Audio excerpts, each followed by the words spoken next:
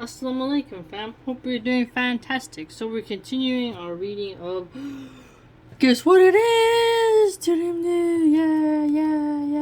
Yeah. Alright. And if you haven't bought these books, please buy them. Alright, Bismillah ar-Rahman ar-Rahim. Let's get her done. Chapter 69. What has been related about the leftover water a cat has drunk from? Humayda bint Ubayd bin Rifa narrated, Kabsha bin Kab bin Malik, she was married with Ibn Abi Qatada, narrated that Abu Qatada visited her, so she said, so I poured water for him to use for wudu. She said, a cat came to drink, so he lowered the container until it drank. Kabsha said, so he saw me looking at it and said, O my niece, are you surprised at that? So I said yes. He said, indeed, Allah's Messenger, peace be upon him, said, it is not impure, it is only one of those who roam around among you. Sahih. And some of them have reported it from Malik, and she was with Abu Qatada. But what is correct is Ibn Abi Qatada. He said, there are narrations on this topic from Aisha and Abu Hurairah. Abu Isa said, this hadith is Hasan Sahih, and it is the opinion of most of the scholars among the companions of the Prophet, peace be upon him, the Tabi'in and those after them, like Ash-Shafi, Ahmad, and Ishaq. They did not see any harm in the leftover from a cat drinking. And this is the best thing reported on this topic. Malik has done very well with this hadith from Ishaq bin Abdullah bin Abi Talha. No one has narrated it in such a complete manner as Malik did. Okay. I think if you just don't have that much water, or your pet does it so you don't waste. But it depends on, like, how clean your cats are, I'd argue, at the same time, because some cats can carry parasites. On the basis of this hadith, the leftover of a cat is pure. However, some people personally dislike the leftover of a cat. It is said to be harmful medically too.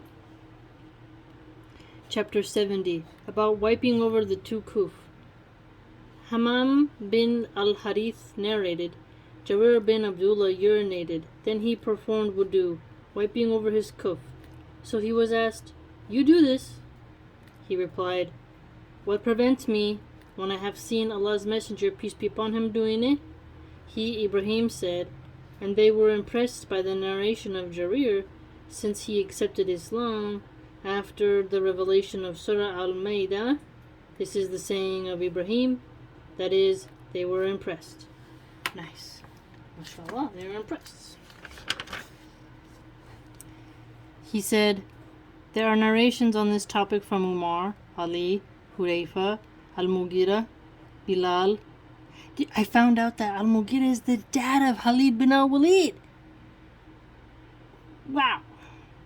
Sa'ad, Abu Ayyub, Salman, Buraidah, Amr bin Umayyah, Anas, Sahal bin Sa'd, Ya'la bin Murrah, Ubadah bin As-Samit, Usama bin Sharik, Abu Umama, Jabir, Usama bin Zayd, and Ibn Ubadah. They call him Ibn Imara and Ubay bin Imrah. Sahih. Abu Isa said, and the hadith of Jarir is Hasan Sahih hadith. MashaAllah, look at that. Very interesting. Okay, so what else can we say? Good. It has been related from Shahr bin Hawshab that he said, I saw Jarir bin Abdullah performing wudu, and he wiped over his kuf. I asked him about that. He replied, I saw Allah's Messenger, peace be upon him, performing wudu, and he wiped over his kuf. So I said to him, before Surah Al-Ma'idah was revealed, or after Al-Ma'idah? So he replied, I did not accept Islam until after Al-Ma'idah. Interesting. Qutayba narrated this to us, saying, Khalid bin Ziyad at Tirmidhi narrated it to us from Muqatil bin Hayyan, from Shahr bin Hawshab, from Jarir. He said, Baqiya related it from Ibrahim bin Adham, from Muqatil bin Hayyan, from Shahar bin Hawshab, from Jarir. This hadith is explanatory because some who dislike wiping over the kuf give the interpretation that the Prophet's, peace be upon him, wiping over the two kuf was before the revelation of Surah Al-Ma'idah, but it is his hadith. Jarir mentions that he saw the Prophet, peace be upon him, wiping over his kuf after the revelation of Surah Al-Ma'idah. Hasan. Comments. Jarir bin Abdullah, may Allah be pleased with him, embraced Islam in the beginning of the 10th Hijrah. Okay, so Jarir bin Abdullah, I'll be pleased with him, 10th Hijrah. And Surah Al-Ma'idah, which was the commandment of washing feet, had already been revealed. It informs that wiping over the kuf, leather socks, was not abrogated by the verse of abolition.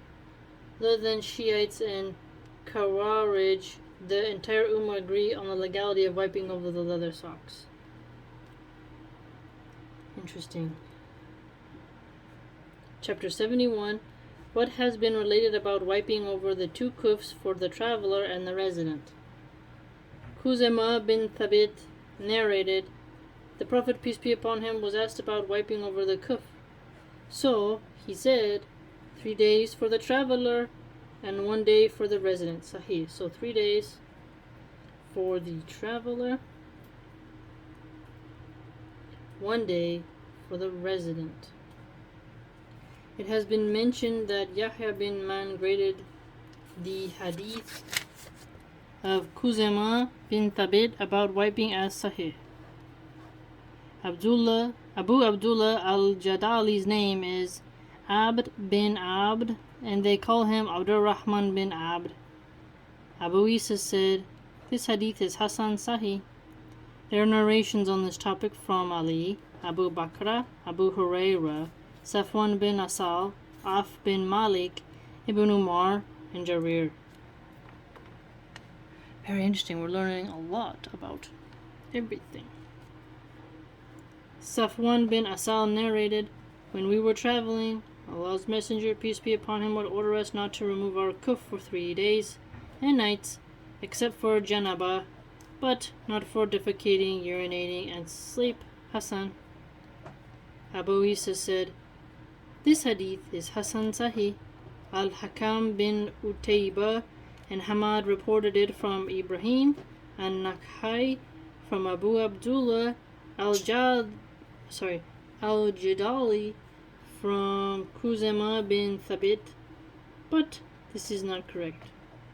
Ali bin Madini said, Yahya bin Sa'id said, Shuba said, Ibrahim and Nakhai did not hear the hadith on wiping from Abu Abdullah al-Jadali. Zayda said that Mansur said, we were in the room of Ibrahim at-Taymi, and Ibrahim an-Nakhai was with us. So Ibrahim at-Taymi narrated to us from Amr bin Mamun, from Abu Abdullah al-Jadali, from Khuzaimah bin Thabit, from Prophet, peace be upon him, about wiping over the kuf. Muhammad bin Ishmael said, the best thing on this topic is the hadith of Safwan bin Asal al-Muradi. Abu Isa said, this is the saying of most of the scholars among the companions of the Prophet, peace be upon him, the Tabi'in, and those after them, among the Fuqaha, for example, Sufyan al-Thawri, Ibn al-Mubarak, Ash-Shafi, Ahmad, and Ishaq. They say that the resident wipes for a day and a night, and the traveler for 3 days and their 2 nights. Okay, so the 3 days, 2 nights, and then 1. Abu Isa said, and it has been reported from some of the people of knowledge that they did not make a time restriction for wiping over the kuf, and this is the saying of Malik bin Anas. Abu Isa said, and the time restrictions is more correct. This hadith has also been reported from Safwan bin Asal by narrators other than Asim. Comments. Many ahadith prove the duration that a resident may wipe over the leather socks is 1 day and 1 night, the traveler 3 days and 3 nights. But, what's the but? If there is a need for taking a bath owing to ceremonial impurity, then the socks must be taken off.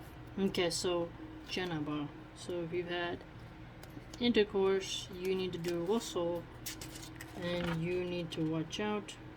Yeah, janaba. Kuf, janaba, fukaha, taybin. Alright, mashallah. Safwan bin Asal. Okay, hope you learned, man. Boom.